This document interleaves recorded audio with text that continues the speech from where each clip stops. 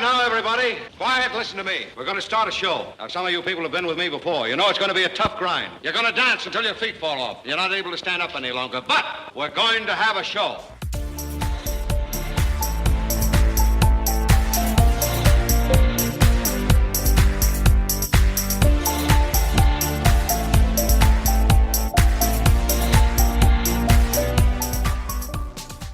Welcome to the Pink Door Podcast. Welcome, and thank you so much for joining us for this deep dive.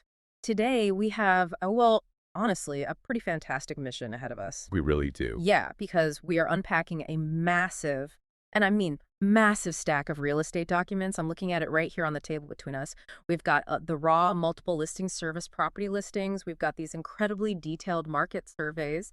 And what else? The Realtors Property Resource, the RPR market trend data. Right, specifically focused on the February real estate market for Plymouth, Massachusetts. Exactly. It is quite the stack of paper today, and it's a brilliant market to look at because Plymouth is such a unique case study in New England real estate. Mm-hmm. It really offers a microcosm of broader national trends, but with a very distinct local flavor. Yeah, because when you think of Plymouth, it isn't just one homogenous housing market. It's this incredibly fascinating patchwork. I mean, you have deep, centuries-old historic charm near the downtown. You have these breezy coastal retreats along the water, and then you have this booming, master-planned luxury resort living further inland. And all of these drastically different micro-markets are currently operating under some very intense statistical pressures. Which is exactly why looking at the raw numbers, right, the macro data, can be a bit dizzying for you if you don't understand that those numbers are just an average of these wildly different property types. Yeah. The data tells a compelling story, but you really have to peel back the layers to actually read it correctly. So let's start right there with the macro view. Let's peel back that first layer for you. Looking at this RPR data for February, the top line numbers are just jumping off the page. They really are. The median sold price for all property types, so that's single family, condos, townhouses, is sitting at $695,000. And here is the kicker. That is a nearly 17% jump month over month. 17%. 17% in one single month. What's fascinating here is the underlying metric driving that immense price pressure. If you look further down that RPR report, you'll see a statistic called months of inventory. And for February, it is sitting at exactly 1.4 months. Okay, so if you are just casually browsing Zillow on your lunch break and you don't track industry metrics, we should probably clarify what months of inventory actually means in the real world. Definitely. So months of inventory is essentially the speed limit of the real estate market. Okay. It measures exactly how long it would take to sell every single active listing currently on the market if no new homes were listed, assuming homes continue to sell at the exact current pace. Got it. A balanced market one where neither the buyer nor the seller has a distinct advantage over the other, usually sits at around 5 to 6 months of inventory. Meaning 1.4 months is a severely tight seller's market. Beyond tight. In fact, that 1.4-month figure is down over 14% from just last month, and down over 9% from this time last year. It means there is essentially a drought of available homes. When inventory gets that low, buyers are competing for a very scarce resource. Which is exactly why you see that median price leaping up to $695,000. Exactly. The sellers have all the leverage.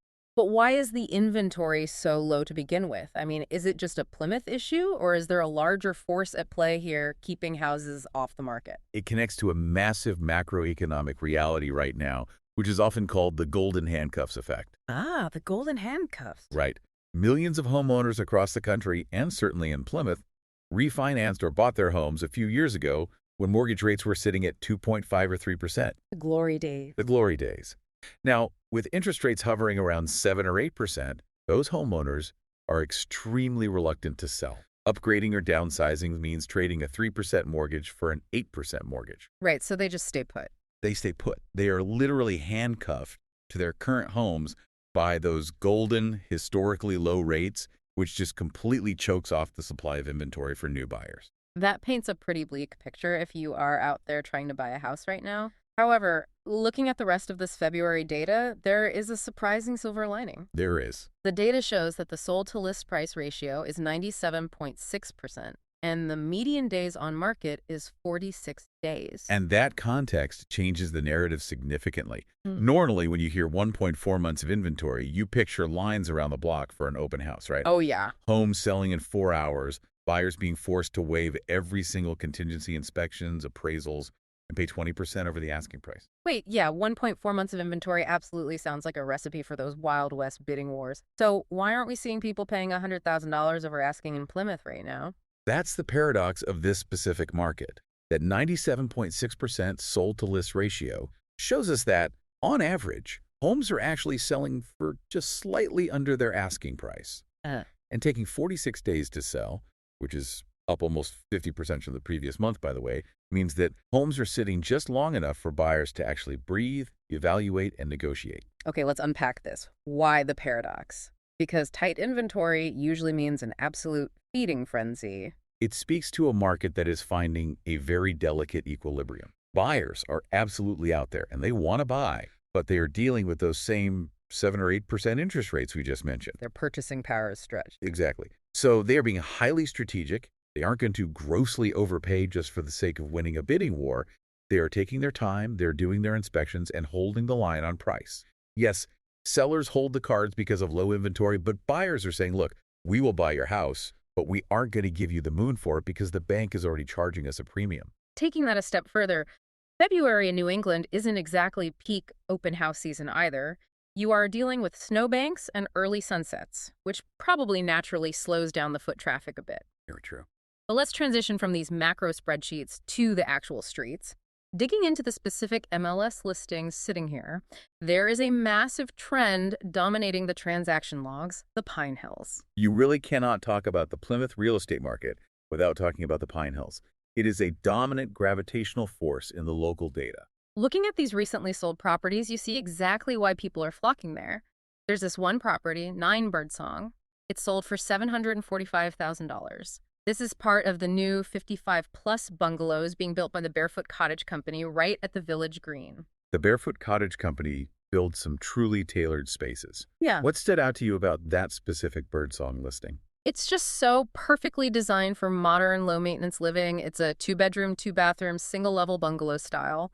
But it's really all about the location within the community. It faces this beautifully landscaped park. You step out your front door, and you are immediately connected to more than 12 miles of paved walking trails. Plus, it's less than a third of a mile from the market, the post office, and the Mirbeau Inn and Spa. You are basically living inside a luxury resort. Which points to a fascinating shift in post-pandemic buyer psychology. For a long time, the American dream was the isolated house on a big plot of land with a white picket fence. Right. But what we are seeing, especially in the 55-plus demographic, is a deep craving for immediate built-in community. People want to step out their door and see their neighbors at the Village Green. They want walkability. Here's where it gets really interesting, though. The Pine Hills doesn't just cater to the downsizing bungalow crowd looking for walkability. It has a massive luxury footprint as well. Oh, absolutely. Look at 18 Hearthstone, another Pine Hills property that sold in February. This is on the complete opposite end of the spectrum from a cozy bungalow. This home sold for over $1.5 million. It is a sprawling colonial contemporary sitting on over half an acre, boasting over 6,000 square feet of living space. 13 rooms in total, if I'm reading the MLS sheet correctly. 13 rooms. It has a dedicated sunroom, an exercise room, a media room, a primary suite with its own sitting room. It is a massive estate.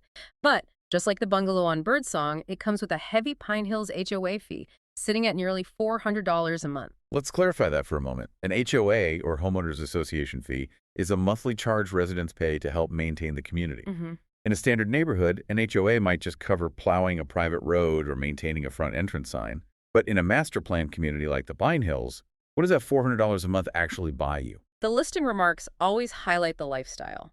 That fee covers the massive clubhouses, the indoor and outdoor pools, the pristine tennis courts, the Bosch and pickleball courts, plus the landscaping and snow removal. If we connect this to the bigger picture, this phenomenon represents a major shift in real estate philosophy. When a buyer purchases 9 Birdsong or 18 Hearthstone, they are not just purchasing drywall, hardwood floors, and a roof. Right. They're buying into a highly curated, amenity-rich ecosystem. It's resort-style living where the tedious home maintenance is handled for you, and your social calendar can be as full as you want it to be. Yeah, that makes sense. For a lot of buyers, particularly those moving from out of state or looking to simplify their daily chores while upgrading their lifestyle, that is worth a premium price tag and a monthly HOA fee. The structure itself is almost secondary to the neighborhood it sits within. But the Pine Hills, as massive as it is still just one piece of Plymouth. And if we look outside of those planned communities, the sheer variety of homes is just staggering. Completely different worlds. I want to bring you into some of the unique stories of these individual homes because this is where the character of Plymouth really shines. The eclectic mix is what makes Plymouth such a robust market. It isn't a monolith. It has something for almost every distinct architectural taste and buyer persona. Let's start with the history buffs. Check out 94 Allerton Street.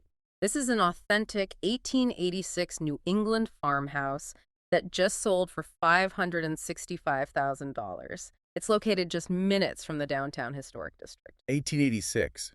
Imagine the history those walls have seen. The craftsmanship from that era is usually incredibly distinct. What are the interior details like on this one? The listing paints such a vivid, cozy picture. It mentions natural light bathing the spacious living areas, a large walk-in pantry, which is an absolute dream for anyone who loves to cook and needs storage for all their gadgets. And this is my favorite part, a good morning staircase. A good morning staircase. Yeah. If you aren't familiar with historic architectural terms, that is a fantastic feature. It's a staircase with two separate sets of stairs leading from different sides of the upper floor that meet at a central, shared landing before continuing down to the first floor. Okay. The family members coming from completely different bedrooms would meet on the landing in the morning. It's a wonderful, nostalgic touch that you simply do not see in modern construction. It adds so much character to the daily routine of living in the house. And someone just bought that charming piece of history for $565,000. But then you drive a few miles east of the coast and you are in a completely different world. Ooh, Whitehorse Beach. Exactly. Look at 14 Taylor Avenue down at Whitehorse Beach. The classic coastal dream. I imagine the buyer persona for this property is drastically different from the buyer drawn to the 1886 farmhouse. Completely different. This one sold for $1.025 million. It's a Cape Cod-style home, over 2,700 square feet, and it is a short stroll right onto the sandy beach. Beautiful. But the amenities are so wonderfully distinct to a beach house. It has an outdoor shower, which is an absolute non-negotiable must for washing off the salt and sand before tracking it inside a roof deck, perfect for sunbathing with elevated ocean views, and a beautiful solarium room with custom remote thermal shades. That solarium sounds incredible for the colder months. Yeah. And I notice here in the listing that it also has fully owned solar panels on the back roof. Well, that's huge. It is a fantastic value add for energy efficiency, especially when you are running air conditioning all summer. Plus, it features a detached bunk room storage shed for keeping the jet skis and beach chairs. Since the public boat ramp is literally 2 minutes away, it is the ultimate seaside playground. But what if you don't want the heavily scheduled resort life of Pine Hills, the centuries-old history of downtown, or the sandy, salty air of Whitehorse Beach? What if you just want to be left completely alone? Plymouth has that covered too. Oh boy, does it ever. Check out 23 Riders Orchard Lane. This sold for $1.25 million. This is a secluded oasis. It sits at the end of a peaceful cul-de-sac on a private, nearly 5-acre retreat lot. 5 acres in a town like Plymouth is a massive amount of privacy. And looking at the specs, the house itself is over 5,000 square feet. It's huge. It has a master suite with its own private entry, a wet bar in the living room for entertaining, and get this, a terrarium room. A terrarium room, that is certainly unique. I'm trying to picture what that actually looks like in practice. An indoor garden sanctuary.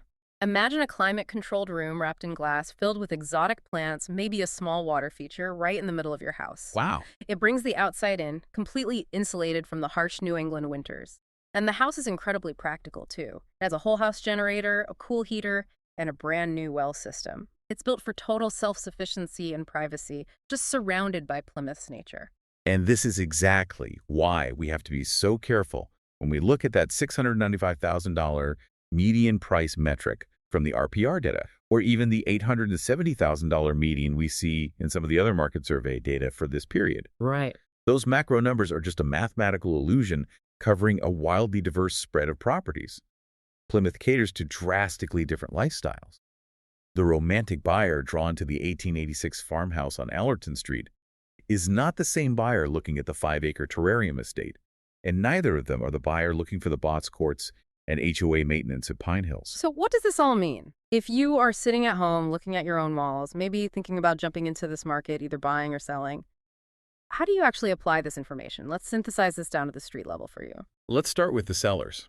If you're looking to list your home, the macro data is heavily in your favor. That 1.4 months of inventory means you hold the cards. You have a product that is in high demand and short supply. However, the nuance is in the 46-day average time on market and that 97.6% list-to-sale ratio. Meaning, even though you hold the cards, you can't just pick a fantasy number out of thin air and expect buyers to blindly meet it. Precisely. The buyers currently active in Plymouth are educated, they are battling high interest rates, and they are patient. If you're selling, you must price your home accurately, aligned with recent comps. And just to clarify for anyone new to the process, comps refers to comparable recent sales. It's looking at what similar homes in your specific micro market, like other bungalows in Pine Hills or other historic homes downtown, have actually sold for in the last few months. Exactly right. If you price accurately based on those comps, you will sell, and you will likely get very close to your asking price, as the data shows. But if you overprice, testing the waters to see if someone will wildly overpay, you will sit on the market, rack up days on Zillow, and eventually have to drop your price. And what if you are buying? Listening to us dissect these million-dollar sales at Whitehorse Beach and Writer's Orchard Lane might make you feel completely priced out of the Plymouth market. If you are buying, your watchwords are patience and readiness. Yes, navigating an 8% interest rate environment with extremely tight inventory is daunting. But the beautiful thing about Plymouth's sheer diversity is that there are entry points. It is not exclusively a luxury market. Going back to our stack of listings, we spent a lot of time focusing on the high-end stuff, but there is a property that sold on South Cherry Street for $475,000. It's an older 1923 colonial. It maybe needs a little love, a few cosmetic updates, but it's a solid 3-bedroom house on almost half an acre for under $500,000. That is the perfect example. The inventory spans from those $475,000 fixer-uppers to the $1.5 million estates. But as a buyer, you need to be pre-approved with your lender, have your team in place, and be ready to move decisively. Because while the average days on market is 46, the best homes, those properly priced homes in highly desirable spots like the Village Green in Pine Hills or steps from the water, those move much faster. You have to be ready to strike when the right patchwork piece of Plymouth hits the market.